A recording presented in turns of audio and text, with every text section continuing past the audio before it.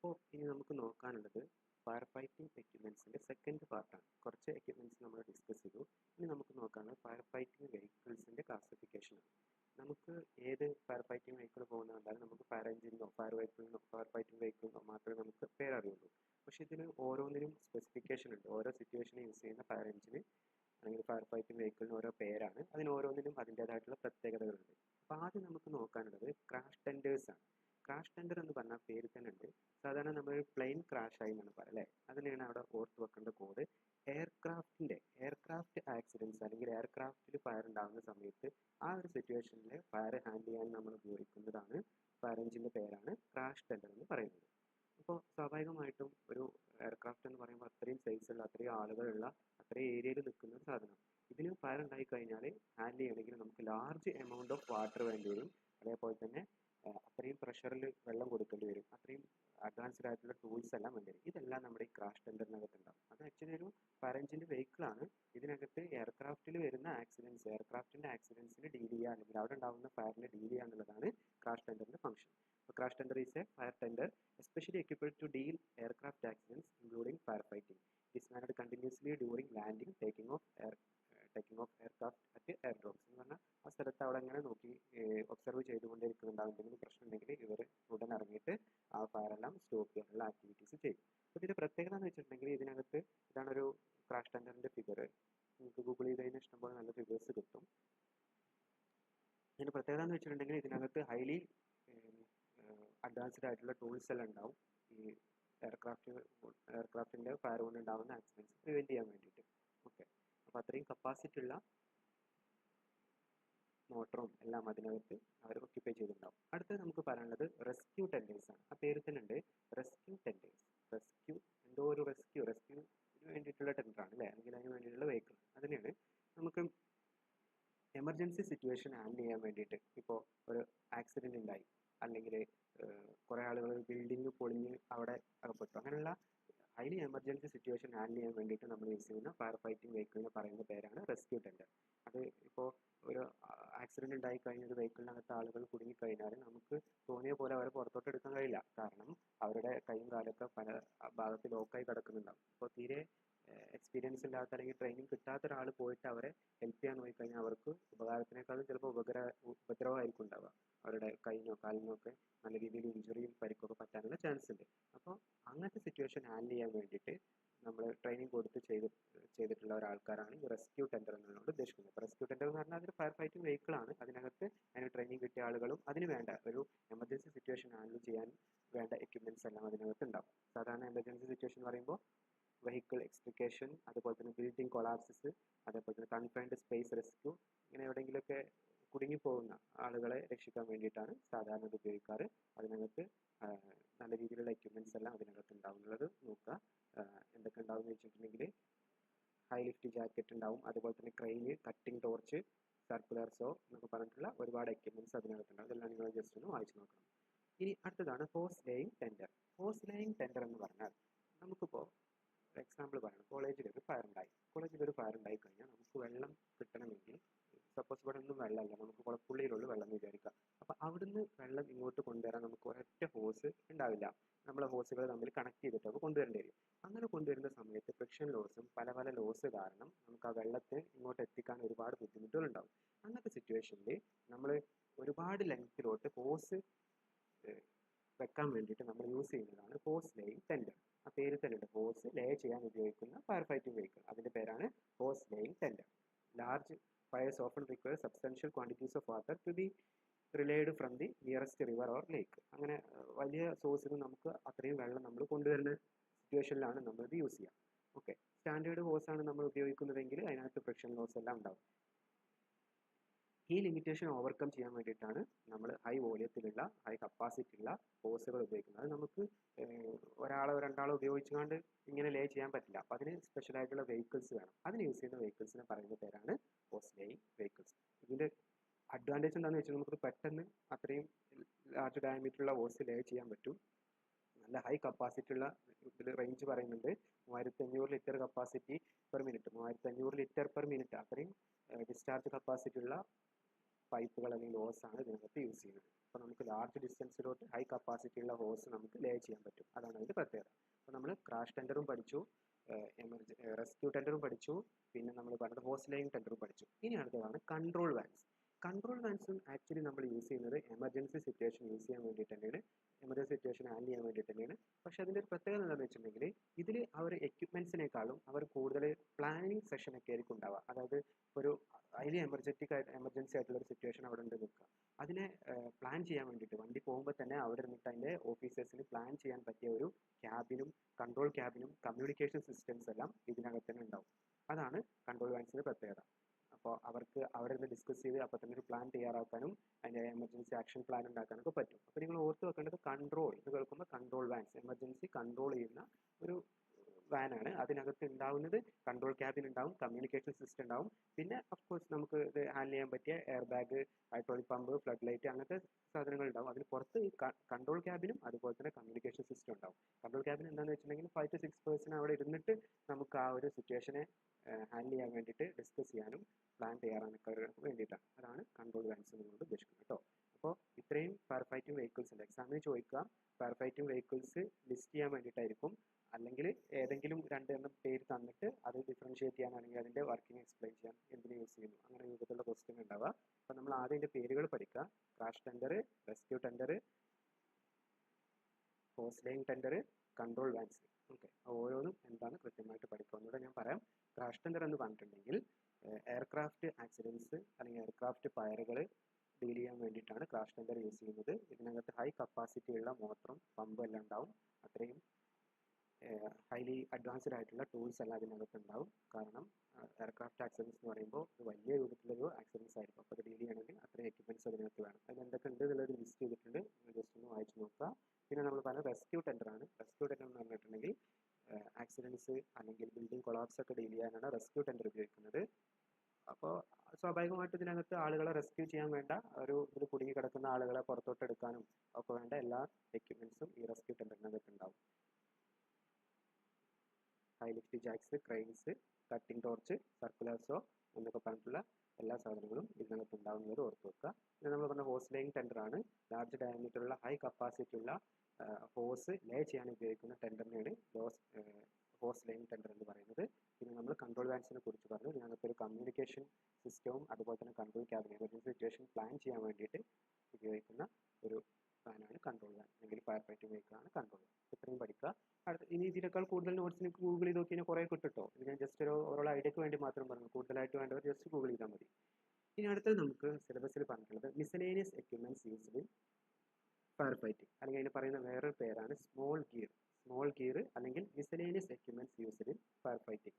അപ്പോൾ ഇത്രയും പ്രധാനപ്പെട്ട ഫയർ ഫൈറ്റിംഗ് എക്യുപ്മെന്റ്സ് നമ്മൾ ഹോസിനെ കുറിച്ചും ഹോസിനെ കുറിച്ചും അങ്ങനെയുള്ള കുറേ കാര്യങ്ങളെ കുറിച്ച് പറഞ്ഞു. അതിന് പുറത്ത് ചെറിയ ചെറിയ ടൂൾസ് ഇവരെ കയ്യിലുണ്ടാവും. അതിനാണ് നമ്മൾ സ്മോൾ ഗിയർസ് എന്ന് പറയുന്നത്.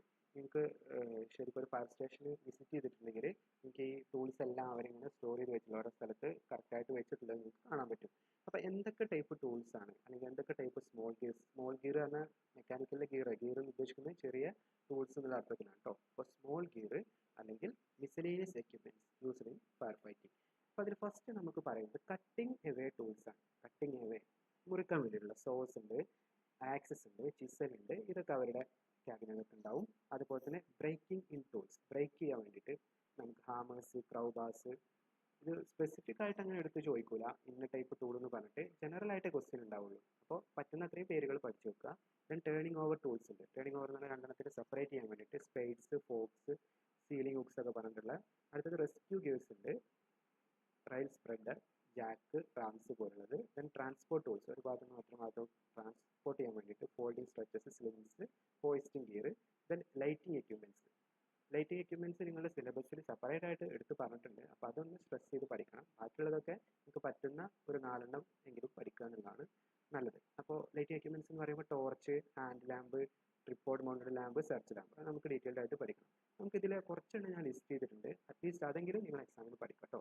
ഒന്നുകൂടെ പറയാം, സ്മോൾ ഗിയർ അല്ലെങ്കിൽ മിസലേനിയസ് എക്യുപ്മെന്റ്സ് എന്ന് പറഞ്ഞിട്ടുണ്ടെങ്കിൽ നമ്മൾ ഫയർ ഫൈറ്റിങ്ങിൽ ഉപയോഗിക്കുന്ന ചെറിയ ടൂൾസിന് നമ്മൾ പറയുന്ന പേരാണ് സ്മോൾ ഗിയേഴ്സ്. അപ്പോൾ അതിൽ എന്തൊക്കെ വരുന്നുണ്ട്? കട്ടിംഗ് എവേ ടൂൾസ് ഉണ്ട്, സോഴ്സ്, ആക്സസ് പോലുള്ള. ബ്രേക്കിംഗ് ടൂൾസ് ഉണ്ട്, ഹാമർ, ക്രൗബാസ് പോലുള്ള. പിന്നെ ടേണിംഗ് ഓവർ ടൂൾസ് ഉണ്ട്, സ്പെയ്ഡ്, ഷോവൽ പോലുള്ള. റെസ്ക്യൂ ഗേഴ്സ് ഉണ്ട്, ജാക്ക്, റാം പോലുള്ള. ട്രാൻസ്പോർട്ട് ടൂൾസ് ഉണ്ട്, slings, hoisting gear. Then lighting equipments, light കൊടുക്കാൻ വേണ്ടി torch, hand lamp, tripod lamp, search lamp എന്നൊക്കെ പറഞ്ഞിട്ട്. അപ്പോൾ നമുക്കിത് ഓരോന്നും എന്താണെന്ന് ജസ്റ്റ് നോക്കാം. ഫസ്റ്റ് നമ്മൾ പറഞ്ഞത് ഫയർ ഫൈറ്റേഴ്സ് ആക്സ് ആണ്.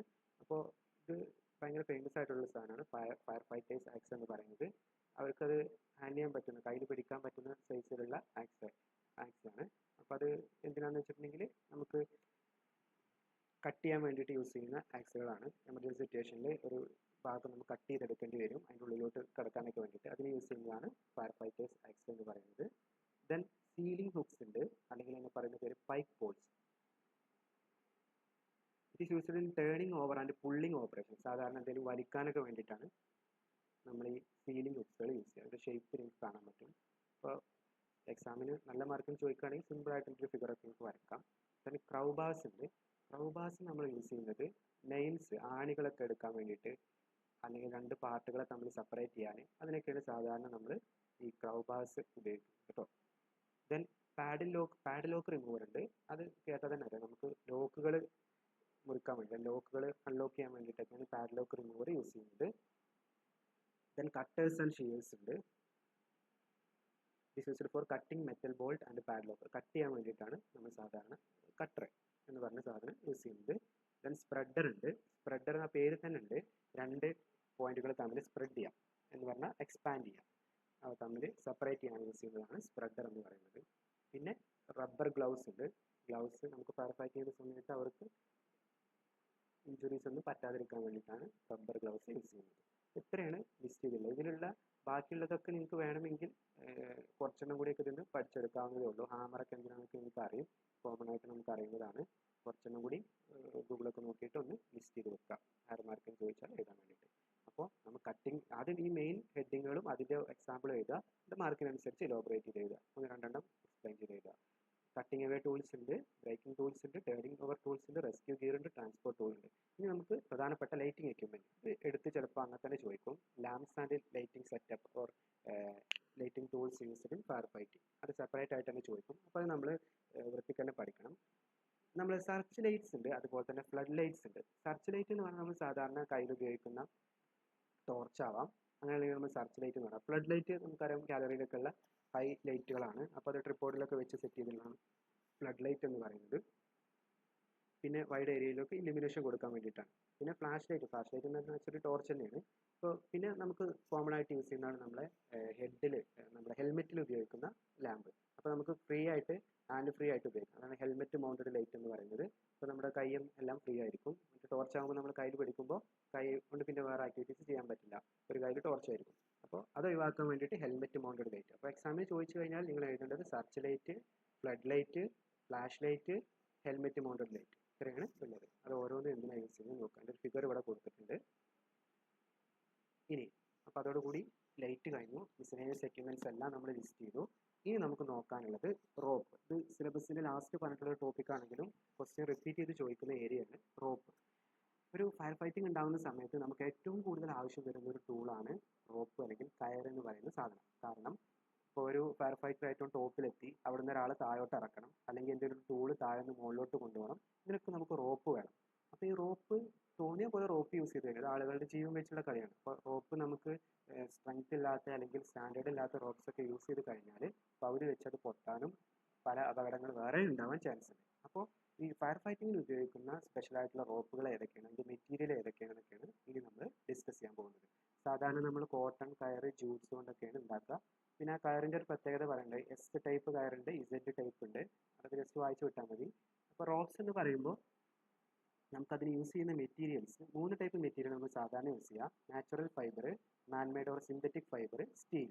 നാച്ചുറൽ ഫൈബർ എന്ന് പറയുമ്പോൾ സാധാരണ ഹെമ്പ്, നാച്ചുറലായിട്ട് നമുക്ക് കിട്ടുന്ന ഫൈബേഴ്സാണ്. മാനില, സിസ്റ്റൽ, കൊയർ, കോട്ടൺ, ഇതൊക്കെയാണ് നാച്ചുറൽ. ഇതിൽ തന്നെ കോമൺ ആയിട്ട് കയറും കോട്ടണൊക്കെ ആയിട്ട് നിങ്ങൾ കേട്ടിട്ടുണ്ടാവുക. വേറെ മെറ്റീരിയൽസ് ഉണ്ട് കയർ ഉണ്ടാക്കാൻ വേണ്ടിയിട്ട് യൂസ് ചെയ്യുന്നത്. ഇനി സിന്തറ്റിക് റോപ്പ് എന്ന് പറഞ്ഞിട്ടുണ്ടെങ്കിൽ സിന്തറ്റിക് ഫൈബേഴ്സ് ആണ്, നൈലോണും ടെറിലിനുമാണ് കോമൺ ആയിട്ട് യൂസ് ചെയ്യാറ്. പിന്നെ ഏറ്റവും സ്ട്രെങ്ത് കൂട്ടിയുള്ള സ്റ്റീൽ വയർ റോപ്സ് ആണ്, ഹൈ സ്ട്രെങ്ത് വേണ്ട സ്ഥലത്താണ് നമ്മളത് യൂസ് ചെയ്യാറ്. പിന്നെ നിങ്ങൾ ശ്രദ്ധിക്കേണ്ടത് ഈ റോപ്സിന് നമുക്ക് എക്സാമിന് ചിലപ്പോൾ അങ്ങനെ ചോദിക്കാം. റോപ്പ് നമ്മൾ എങ്ങനെയാണ് കെയർ ചെയ്യുന്നത്? അതായത് നമ്മൾ ഹോസിന്റെ കെയറിങ് പറഞ്ഞ പോലെ റോപ്സിന്റെ കെയറിങ് എന്തൊക്കെയാണ് ചെയ്യേണ്ടത്? അപ്പോൾ ഓർത്ത് വെക്കുക, ഡിറ്റീരിയേഷൻ ഉണ്ടാവാനുള്ള ചാൻസ്, പല രൂപത്തിലുള്ള ഡിറ്റീരിയേഷൻ ഈ റോപ്സിന് സംഭവിക്കും. അബ്രാഷൻ അല്ലെങ്കിൽ ബ്രേക്കേജ് ഓഫ് ഫൈബർ, ഇങ്ങനെ നാരുകൾ കൂടി ചേർന്നിട്ടാണ്. അപ്പോൾ ഈ നാരുകൾ ഇങ്ങനെ പൊടിഞ്ഞു പോകും, അല്ലെങ്കിൽ ബ്രേക്കേജ് ഒക്കെ സംഭവിക്കാം. അതേപോലെ തന്നെ കിങ്കിങ്, അതുപോലെ ഡ്രാഗിങ് ഓൺ ഗ്രൗണ്ട്, ഓവർലോഡിങ് വന്നു കഴിഞ്ഞാൽ അത് സ്ട്രെങ്ത് കുറയാൻ ചാൻസ് ഉണ്ട്, പൊട്ടാൻ ചാൻസ് ഉണ്ട്. എൻട്രി ഓഫ് ഗ്രിഡ്സ്, ഇതൊക്കെയാണ് അവിടെ ഉണ്ടാകുന്ന ഡിറ്റീരിയേഷൻ, റോപ്പ് നശിക്കാനുള്ള reasons. Abrasion, breakage of internal fibre, kinking, dragging on ground, overloading, ഇതൊക്കെയാണ് നമ്മളെ റോപ്പിന് ഡിറ്റീരിയേഷൻ സംഭവിക്കാനുള്ള റീസൺസ് എന്ന് പറയുന്നത് കേട്ടോ. അതേപോലെ തന്നെ കെമിക്കൽ ഡിറ്റീരിയേഷനെ കുറിച്ച് പറയുന്നുണ്ട്. നമ്മുടെ ആസിഡ്സ് ആൽക്കലീസ് ഒക്കെ ആയിട്ട് കോണ്ടാക്ട് വരിക, അല്ലെങ്കിൽ വെള്ളത്തിൽ ഒരുപാട് കാലം മുങ്ങിക്കിടക്കേണ്ടി വരിക, mildew, exposure to excessive heat, സൺലൈറ്റിലോട്ടൊക്കെ എക്സ്പോഷർ ആയി കഴിഞ്ഞാൽ അതിൻ്റെ ബലം ക്ഷയിച്ചു പോകും. ഇതൊക്കെ കെമിക്കലായിട്ട് അതിന് വരുന്ന ഡിറ്റീരിയേഷനാണ്. അപ്പോൾ റോപ്പ് എങ്ങനെ ഡിറ്റീരിയേറ്റ് ചെയ്യും? ഓവർലോഡ് വന്നു കഴിഞ്ഞാൽ, അല്ലെങ്കിൽ ഗ്രൗണ്ടിലൂടെ ഡ്രാഗ് ചെയ്ത് കഴിഞ്ഞാൽ, അബ്രാഷൻ ഉണ്ടായി കഴിഞ്ഞാലും, പിന്നെ കെമിക്കൽസുമായിട്ട് കോണ്ടാക്ട് വന്നാൽ, വെള്ളത്തിൽ ഒരുപാട് കാലം ഇരുന്നാലൊക്കെ നമ്മുടെ റോപ്പ് നശിച്ചു പോകാൻ ചാൻസ് ഉണ്ട്. എക്സാമിന് റോപ്പിനെ കുറിച്ച് ഡീറ്റെയിൽഡ് ആയിട്ട് ചോദിക്കാൻ എക്സ്പ്ലെയിൻ ചെയ്യാൻ വേണ്ടിയിട്ടാണ് പറഞ്ഞത്. അപ്പോൾ റോപ്പ് എന്താണ്? റോപ്പ് നമ്മൾ ഫയർ ഫൈറ്റിംഗിൽ യൂസ് ചെയ്യുന്ന ഇമ്പോർട്ടൻറ്റ് ടൂളാണ്. 3 മെറ്റീരിയലാണ്: നാച്ചുറൽ ഫൈബർ, മാൻ മെയ്ഡ്, സ്റ്റീൽ. പിന്നെ അതിന് ഡിറ്റീരിയേഷൻ സംഭവിക്കുന്ന റീസൺസ് ആണ് നമ്മൾ പറഞ്ഞത്. ഇനി എക്സാമിന് ചോദിക്കുക, different ropes used for fire fighting ഏതൊക്കെയെന്നാണ് ക്വസ്റ്റ്യൻ ഉണ്ടാവുക.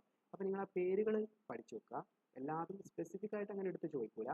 നിങ്ങൾക്ക് പറ്റുന്ന അത്രയും എണ്ണം നിങ്ങൾ അതിൻ്റെ പേരും അതിൻ്റെ ഫംഗ്ഷനും പഠിക്കണം. അപ്പോൾ ഫസ്റ്റ് വരുന്നത് എസ്കേപ്പ് റോപ്പാണ്. ആ പേര് തന്നെ ഉണ്ട്, എസ്കേപ്പ് റോപ്പ്. ആളുകളെ എസ്കേപ്പ് ചെയ്യാൻ വേണ്ടിയിട്ട്, ബിൽഡിങ്ങിനകത്ത് കുടുങ്ങി കിടക്കുന്ന ആളുകളൊക്കെ എമർജൻസി എസ്കേപ്പിന് വേണ്ടിയിട്ടാണ് നമ്മൾ എസ്കേപ്പ് റോപ്പുകൾ യൂസ് ചെയ്യുക. ഇനി സെർച്ച് റോപ്പുകളുണ്ട്. അത് ഫയർ ഫൈറ്റേഴ്സ് എവിടേക്കാണ് ഫയർ ഉള്ളതെന്ന് സെർച്ച് ചെയ്യാൻ വേണ്ടിയിട്ട് യൂസ് ചെയ്യുന്ന റോപ്പാണ്. ആ പേരിൽ തന്നെ എനിക്ക് മോസ്റ്റ് കിട്ടും, മോസ്റ്റ് ഓഫ് ദ റോപ്സിൻ്റെ ഡാറ്റ മനസ്സിലാവും, അല്ലെങ്കിൽ ഐഡിയ കിട്ടും. സെർച്ച് റോപ്സ് എന്ന് പറയുന്നത്. ഇനി ഹോൾഡ് റോപ്സ് ഉണ്ട്. ഹോൾഡ് റോപ്സ് എന്ന് പറഞ്ഞിട്ടുണ്ടെങ്കിൽ ഹെവി ലോഡ്സ് ഹാൻഡിൽ ചെയ്യാനാണ് നമ്മൾ സാധാരണ ഹോൾഡ് റോപ്സ് യൂസ് ചെയ്യുന്നത്. അതേപോലെ തന്നെ എക്യുപ്മെൻറ്റ്സ് ഒരു സ്ഥലത്ത് നിന്ന് വേറെ സ്ഥലത്തോട്ട് ഫയർ ഫൈറ്റിംഗ് സീനിൽ മൂവ് ചെയ്യാൻ വേണ്ടിയിട്ടാണ് ഹോൾഡ് റോപ്സ് യൂസ് ചെയ്യുക. ദെൻ സേഫ്റ്റി റോപ്സ് ഉണ്ട്. അത് ഫയർ ഫൈറ്റേഴ്സ് ബിൽഡിങ്ങിനകത്ത് സേഫ്റ്റിക്ക് വേണ്ടിയിട്ട് യൂസ് ചെയ്യുന്നതാണ് ലൈഫ് സേഫ്റ്റി റോപ്സും സേഫ്റ്റി റോപ്സൊക്കെ. ഇനി റോപ്പും ലൈനും സിലബസിൽ എടുത്ത് പറഞ്ഞ, റോപ്പ് എന്ന് പറഞ്ഞാൽ ഒരു റോപ്പ് എങ്ങനെയാണോ മാനുഫാക്ചർ ചെയ്തിട്ടുള്ളത് അതിൻ്റെ കംപ്ലീറ്റ് ലെങ്ത്തിനെ നമ്മൾ പറയുന്ന പേരാണ് റോപ്പ്.